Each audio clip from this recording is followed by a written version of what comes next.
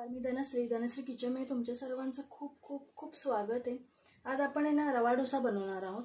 तर त्यासाठी इथे मी 1 कप बारीक रवा घेतलेला आहे। तुम्ही जाडा पण घेऊ शकता। अर्धा कप पोहे आहेत आणि 1 कप दही घेतलेला आहे मी, म्हणजे एकाच वाटीने मी हे सगळं प्रमाण घेतलेलं आहे। आणि त्याबरोबर आपण नारळाची चटणी बनवणार आहोत, टोमॅटोची वगैरे पण बनवू शकता। सगळ्यात आधी आपण आहे ना हे पोहे स्वच्छ धुवून घेणार आहोत। हे मी निवडलेले आहेत, फक्त आता मी हे छान असे धुवून घेते। पोहे ना स्वच्छ धुवून घेतलेत। इथे खाली मी एक वाडगं ठेवलेलं आहे। हे पोहे सगळे आपण आहे ना स्वच्छ आधी निथळून घेऊया। तोपर्यंत इथे नारळ फोडून मी चटणी करते। इथे आता आपण एका बाउल मध्ये ना हे पोहे काढून घेऊया। रवा घेतला, हा रवा टाकून घ्यायचा आहे आणि ह्याच्यात हे दही पण टाकायचं आहे।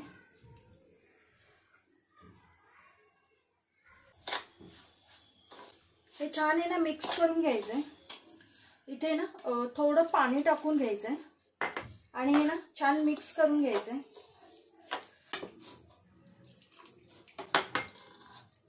पूर्ण रवा आणि पोहे ना पूर्ण हे ना असे भिजले गेले पाहिजे, तेवढं पाणी टाकायचं आहे। आणि हे असं आपण झाकून आहे ना 5 मिनिटं असंच ठेवून घेणार आहोत। ते मी ना खोबरं खाऊन घेतलेलं आहे आणि इथे चटणीसाठी मी कोथिंबीर घेतली आहे, छोटा आल्याचा तुकडा घेतलाय आणि हिरव्या मिरच्या घेतल्यात आणि इथे थोडे डाळ्या घेतल्यात। आपण हे सगळं ना वाटून घेऊया।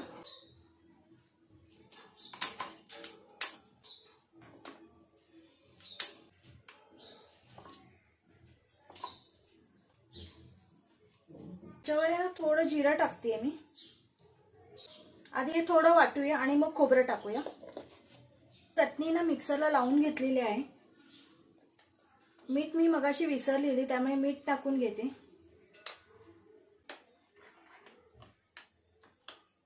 तुम्ही चटणी ही अशीही खाऊ शकता किंवा याला फोडणी देऊ शकता। आपण फोडणी देणार आहोत, पण थोड्या वेळाने फोडणी देणार आहोत। सर्वात प्रथम आपण आता ह्याला 5 मिनिटं झालेली आहेत। हे बॅटर आहे ना मिक्सरला लावून घ्यायचंय।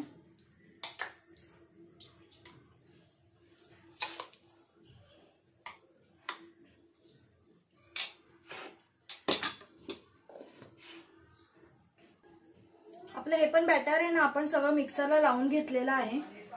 एकदम बारीक पेस्ट करायची, एकदम असं पोहे वगैरे राहिले नाही पाहिजे। ह्याच्यात थोडं चवीनुसार मीठ टाकूया आपण आणि फक्त मिक्सरचं भांडं घेऊन धुतलेलं आहे मी, ते थोडंसं पाणी टाकून घेऊया। आपल्याला खूप पातळ नाही करायचं हे बॅटर। हे बघा, हे असं एवढं बरोबर आहे, एकदम परफेक्ट।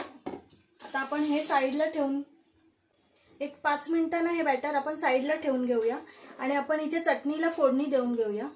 इथे ना फोडणी पात्रात मी तेल गरम करायला ठेवलंय, तुम्ही तुपाची पण फोडणी टाकू शकता। इथे थोडं हिंग टाकूया आपण, थोडी राई टाकली आहे। आपण जिरं मगाशी टाकलेलं होतं, त्यामुळे मी आता जिरं टाकत नाहीये, कच्चे आहे।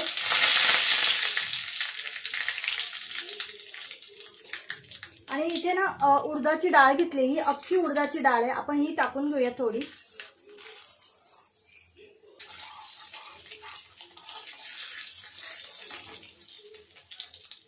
इथे ना फोडणी छान मस्त झालेली आहे, डाळ पण लाल झालेली आहे। आपण ही फोडणी टाकून घेऊया चटणीवर।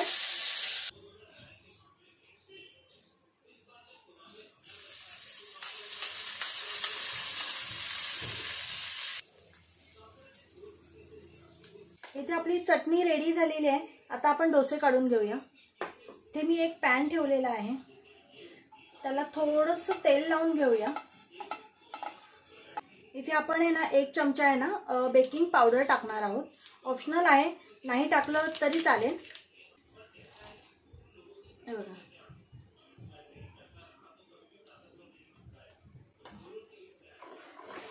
आणि हे छान आहे ना मिक्स करून घ्यायचंय। ह्याच्यात आहे ना थोडंसं पाणी टाकून घेऊया। इथे आपला पॅन आहे ना छान गरम झालेला आहे।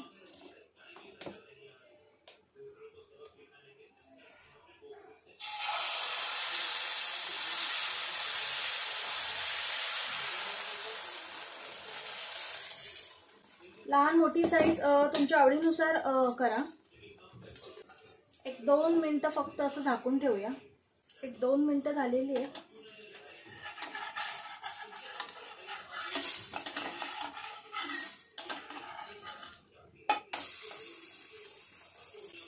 दुसऱ्या साईडनी पण थोडंसं हे करून भाजून घ्यायचं।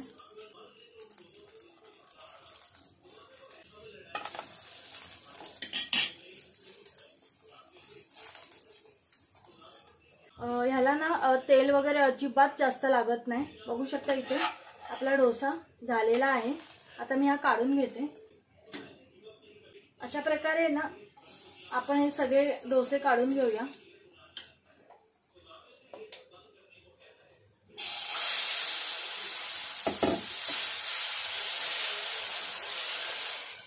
बबल्स वगैरे पण किती छान येतात बघा, जाळी खूप छान येते आणि सॉफ्ट एवढे येत नाही। आणि आता गरम आहे पण बघू शकताय बघा एकदम सॉफ्ट आहे। वरचं बऱ्यापैकी शिजलं ना की थोडंसं तेल लावून घ्यायचंय।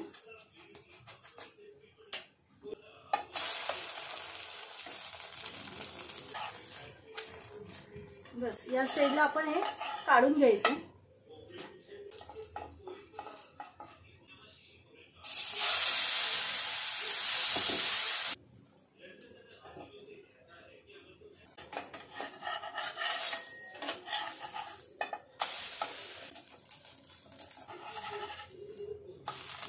इथे हे पण आपण डोसा झालेला आपण काढून घेऊया।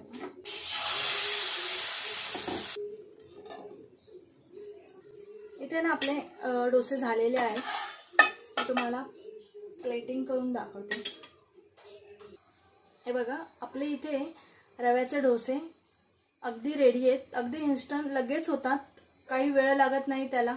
लहान मुलं पण खूप आवडीने खातात, तर नक्की ट्राय करा बघा आणि मला कमेंटमध्ये सांगा की तुम्हाला कसे वाटले। व्हिडिओ आवडला असेल तर नक्की लाईक शेअर आणि सबस्क्राईब करा। बाय।